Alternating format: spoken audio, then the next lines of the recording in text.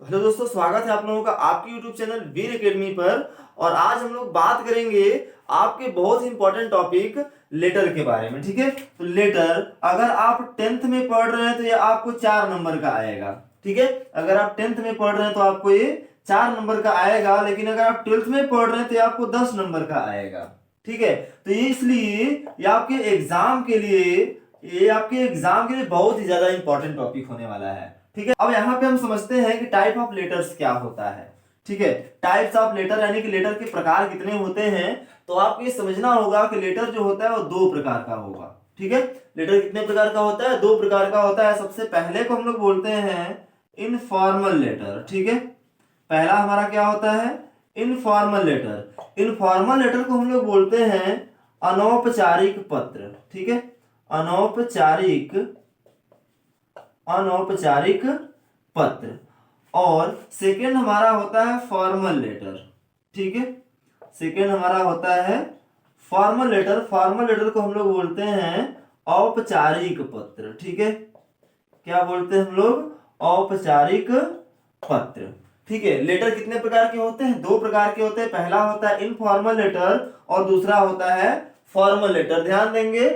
और यहाँ पे जो औपचारिक या अनौपचारिक लेटर जो होता है, जो इनफॉर्मल लेटर होता है, ये हम किसको लिखते हैं? अपने रिलेटिव्स को लिखते हैं। ठीक है, ये अपने रिलेटिव्स को लिखते हैं। रिलेटिव्स को लिखने का मतलब क्या? ये अपने सगे संबंधियों को, अपने मम्मी पापा को, भाई बहन को, किसी दोस्त को। ठीक है, इनको अगर हम लिखते हैं तो ये हमारा क्या होता है? Informal letter. अब इनको हम कैसे पत्र लिखेंगे? अगर आप बाहर कहीं पढ़ रहे हैं तो अपने पापा से, अपने घर वालों से पैसा मांगना है, किसी को इनवाइट करना है, शादी में, बर्थडे में इनवाइट करना है, तो वो सब किसके लिए लिखते हैं? आप लोग अनौपचारिक पत्र के लिए लिखते हैं, यानी कि इनफॉर्मल लेटर लिखते हैं हम लोग। ठीक है, और फॉर्मल लेटर क्या होता है? जैसे हमारे कोई ऑफिशियल से हम कहीं काम कर रहे हैं, कोई ऑफिस वगैरह में, या फिर किसी गवर्नमेंट ऑफिशियल को अगर हमें पत्र लिखना है तो वो कहां पे जाएगा? ये जाएगा हमारा फॉर्मल लेटर में। और फॉर्मल लेटर में आपका आ जाता है एप्लीकेशन भी। ठीक है, एप्लीकेशन भी इसी में आ जाता है। तो सबसे पहले समझेंगे हम लोग कि ये इनफॉर्मल लेटर किसको लिखना है। अगर आप 10th में हैं तो 10th में आपको लिखना पड़ेगा इनफॉर्मल लेटर। ठीक है, ये आपको एक इनफॉर्मल लेटर लिखना पड़ेगा, या तो फिर इनफॉर्मल लेटर अगर आप नहीं लिखेंगे तो आपको लिखना पड़ेगा एक एप्लीकेशन। ठीक है, यानी कि या तो आपको एक इनफॉर्मल लेटर लिखना पड़ेगा या तो एक एप्लीकेशन लिखना पड़ेगा। ये दोनों में से कोई एक क्वेश्चन आपको करना पड़ेगा। ठीक है, एक क्लास 10th की बात कर रहे हैं। 10th वालों के लिए क्या करना है? या तो इनफॉर्मल लेटर या तो फिर एप्लीकेशन। लेकिन अगर आप 12th में हैं, ठीक है, अगर आप 12th में हैं तो 12th में आपको लिखना पड़ेगा एक फॉर्मल लेटर। ठीक है, 12th में आपको क्या लिखना पड़ेगा? Formal letter. और फॉर्मल लेटर में आपको 2 लिखना है। या तो आपको लेटर टू द एडिटर लिखेंगे। ठीक है, लेटर टू द एडिटर, या तो आप लिखेंगे लेटर टू द एडिटर, या तो आपको लिखना पड़ेगा कंप्लेंट लेटर। ठीक है, या तो आपको लिखना पड़ेगा कंप्लेंट लेटर, यानी इन दोनों में से कोई एक आपको लिखना पड़ेगा लेटर में। ठीक है, और ये आपको इस पर कितने मार्क्स मिलेंगे? 10 मार्क्स मिलेंगे। ठीक है, इसमें एक बिजनेस लेटर भी आता है, लेकिन बिजनेस लेटर आपको पढ़ना नहीं है, आपको केवल लेटर टू द एडिटर और कंप्लेंट लेटर पढ़ना है। तो इन दोनों में से कोई एक आपको लिखना पड़ेगा। ठीक है, यहां तक चीजें क्लियर हो गई हैं। आगे बढ़ते हैं और एक फॉर्मल लेटर हम लोग लिख करके उसका फॉर्मेट समझते हैं और देखते हैं कि आखिर फॉर्मल लेटर हम लोग कैसे लिखते हैं। ठीक है, आगे बढ़ते हैं। चलिए, तो लेटर क्या होता है और कितने प्रकार का होता है ये हमने जान लिया है। अब आगे बढ़ते हैं और देखते हैं कि आखिर फॉर्मल लेटर हम कैसे लिखते हैं। अब फॉर्मल लेटर लिखने के लिए हमारे पास एक क्वेश्चन दे दिया हुआ है। क्वेश्चन है कि write a letter to the editor, यानी एक एडिटर को ऑफ ए न्यूज़पेपर, एक समाचार पत्र के, यानी एक समाचार पत्र के एडिटर को एक पत्र लिखना है about frequent breakdown of water supply.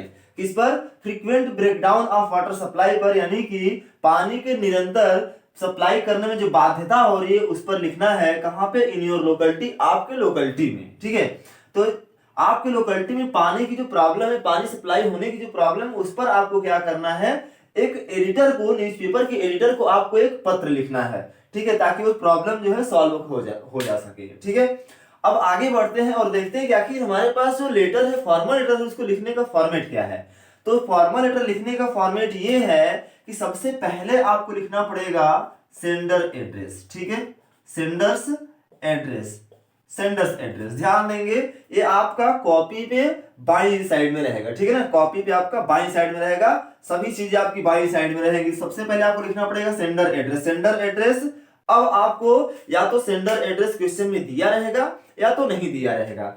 अगर सेंडर एड्रेस आपको क्वेश्चन में दिया हुआ है तो सेंडर एड्रेस आप वही वाला भरेंगे जो आपको क्वेश्चन में दिया हुआ है। अगर क्वेश्चन में आपको सेंडर एड्रेस नहीं दिया हुआ है तो सेंडर एड्रेस हमें खुद से भरना पड़ेगा, खुद से लिखना पड़ेगा। चलिए, तो क्वेश्चन में हमें सेंडर एड्रेस दिया नहीं था लेकिन हमने खुद से लिख लिया कि M114 माल रोड दिल्ली 110007। ठीक है, ये हो गया आपका सेंडर एड्रेस, यानी कि पत्र को लिखने वाले का पता, पत्र भेजने वाले का पता। ठीक है, अब सेंडर एड्रेस के बाद आपको एक लाइन छोड़ करके लिखना पड़ेगा डेट। ध्यान देंगे, सेंडर एड्रेस के बाद एक लाइन आपको छोड़ना पड़ेगा, तो एक लाइन छोड़ करके हम लिख लिए डेट। डेट में क्या लिख लिया हमने 7 फरवरी 2023। तो ये हो गया डेट लिखने का फॉर्मेट। और डेट आप एक और लिख सकते हैं, कैसे लिख सकते हैं डेट, जैसे हमने लिख लिया फरवरी 7 और इसके बाद लिख दिया 2023। या तो डेट आप ये लिखेंगे या तो डेट ये लिखेंगे, यानी लिखने का जो फॉर्मेट होगा डेट आपको ये दो तरीके हैं। ठीक है, अब इसके अलावा अगर आपने ये लिख दिया कि 0702-2023 या फिर 0702-2023, अगर आपने ये दोनों लिख दिया है तो ये दोनों मेथड डेट लिखने का आपका गलत होगा। तो आपको ऐसे नहीं लिखना है, या तो आप ये लिखेंगे या तो फिर ये डेट लिखेंगे, इस तरीके से डेट लिखेंगे। ठीक है, अब आगे बढ़ते हैं और डेट के बाद आपको लिखना पड़ेगा रिसीवर एड्रेस। ठीक है, रिसीवर्स एड्रेस। अब रिसीवर्स एड्रेस का मतलब क्या होगा कि आपने जो पत्र लिखा है, किस व्यक्ति को लिखा है, किसके लिए लिखा है, उसका एड्रेस आपको यहाँ पे भरना पड़ेगा। ठीक है, हो सकता है कि ये आपका एड्रेस क्वेश्चन में दिया हो, नहीं दिया होगा, तो आपको ऐसे ही लिखना पड़ेगा। सबसे पहले हमने क्या लिख लिया यहाँ पे, द एडिटर। एडिटर को लिख रहे हैं, क्वेश्चन में हमको दिया हुआ है तो एडिटर को लिख रहे हैं। अब कौन से न्यूज़पेपर के एडिटर को लिख रहे हैं, ये अगर क्वेश्चन में दिया रहेगा तो उस न्यूज़पेपर का नाम लिखेंगे। अगर क्वेश्चन में कोई न्यूज़पेपर का नाम नहीं दिया रहेगा तो हम खुद से किसी न किसी न्यूज़पेपर का नाम यहाँ पे रख देंगे। ठीक है, तो हमने क्या लिख लिया, the editor, the times of India Delhi और 110002। ये हो गया पूरा का पूरा रिसीवर का एड्रेस। ठीक है, रिसीवर का ये हो गया एड्रेस। अब रिसीवर एड्रेस के बाद फिर से आपको एक लाइन छोड़ना पड़ेगा और आपको लिखना पड़ेगा सब्जेक्ट। ठीक है, सब्जेक्ट यानी कि कौन से सब्जेक्ट पर आप किस विषय में लेटर लिख रहे हैं उसको आपको यहाँ पे लिखना पड़ेगा। अब सब्जेक्ट जो है आपका मैक्सिमम 6 से 7 शब्दों में हो सकता है, बहुत बड़ा हमें सब्जेक्ट नहीं करना है। तो सब्जेक्ट में हमने क्या लिख लिया, frequent breakdown of water supply. ठीक है, frequent breakdown of water supply, यानी वाटर सप्लाई का जो फ्रीक्वेंट ब्रेकडाउन हो रहा है उस पर हमें क्या करना है, लेटर लिखना है। ठीक है, यहां तक क्लियर हुआ। आगे बढ़ते हैं और आगे बढ़ते हैं, जब सब्जेक्ट लिख लेंगे तो सब्जेक्ट के बाद आपको लिखना पड़ेगा सैल्यूटेशन।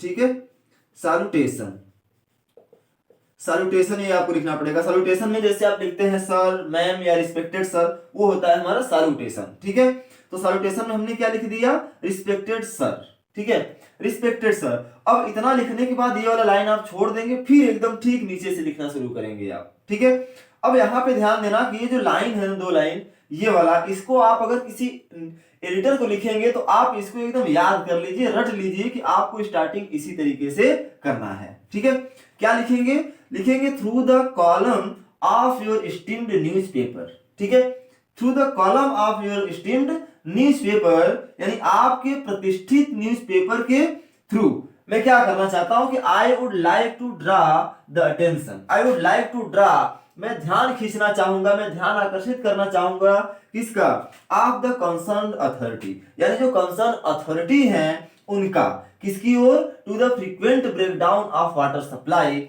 वाटर सप्लाई का जो फ्रीक्वेंट ब्रेकडाउन है उसका, इन माई कॉलोनी, मेरी कॉलोनी में।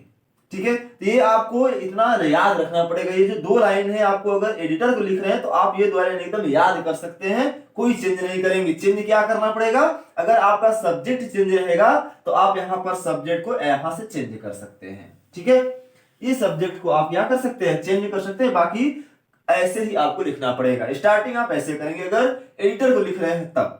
ठीक है, इतना हो गया। अब इसके बाद ये वाला पैराग्राफ आपने छोड़ दिया, ये आपका एक पैराग्राफ में हो गया, ये एक पैराग्राफ आपने छोड़ दिया।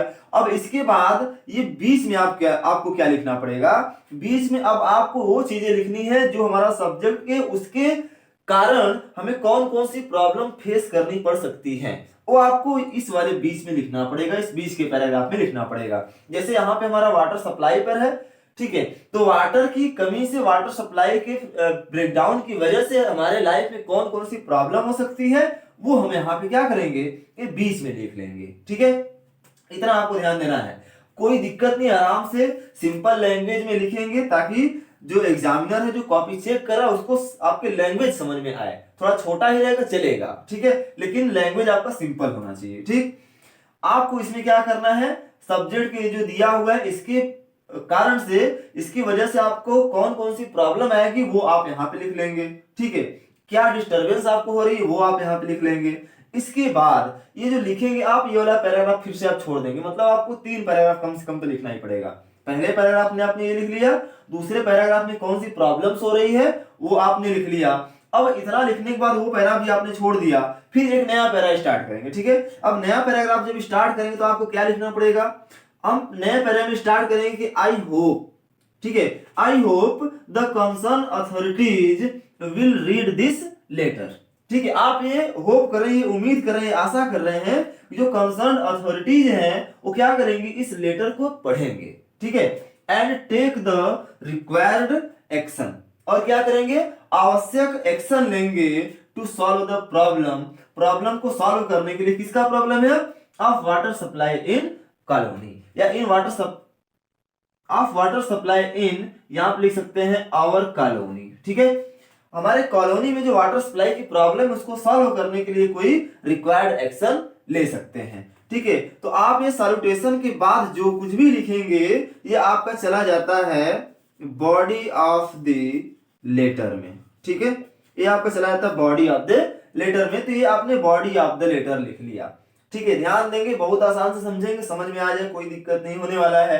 अब बॉडी ऑफ द लेटर के बाद आपको लिखना पड़ेगा थैंकिंग यू, ठीक उसी के नीचे, यानी कि यहीं से लिखना शुरू कर रहे हैं आप। ठीक है, इसी के ठीक नीचे से क्या लिख लिया आपने, थैंकिंग यू। ठीक है, थैंकिंग यू के बाद आपको लिखना पड़ता है कॉम्प्लीमेंट्री। ठीक है,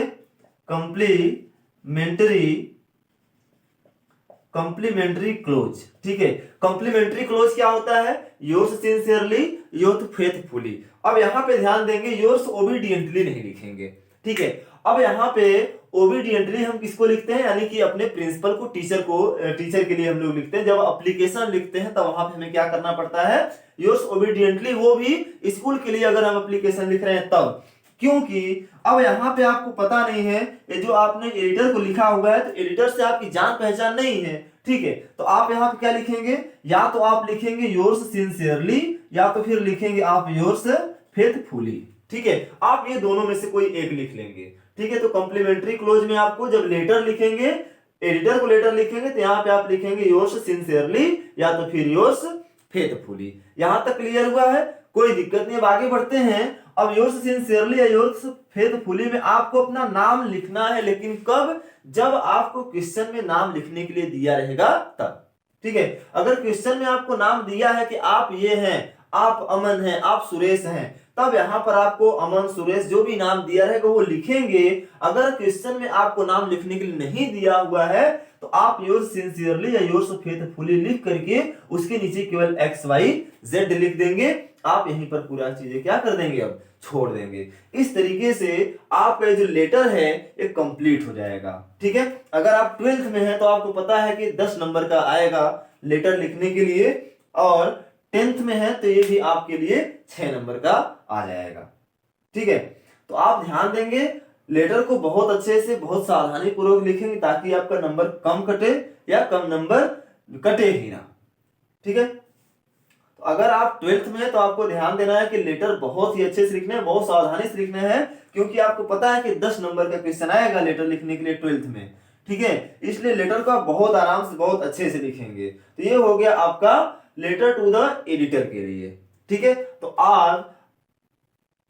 आई होप आपको समझ में आया होगा कि लेटर टू द एडिटर हम लोग कैसे लिखेंगे, और आगे वाले वीडियो में हम लोग देखेंगे कि आखिर हम कंप्लेंट लेटर कैसे लिखेंगे। ठीक है, अगर आज की वीडियो आपको समझ में आई हो, अच्छा लगा हो, तो वीडियो को लाइक और शेयर जरूर कीजिएगा, क्योंकि आज के टाइम में फिलहाल में एग्जाम काफी ज्यादा नजदीक है और सभी लोगों की रिक्वायरमेंट है, सभी लोगों की इसकी जरूरत है। तो जितना हो सके उतना इसको शेयर भी कीजिए। ठीक है, तब तक मिलते हैं नेक्स्ट वीडियो में। Take care and good bye.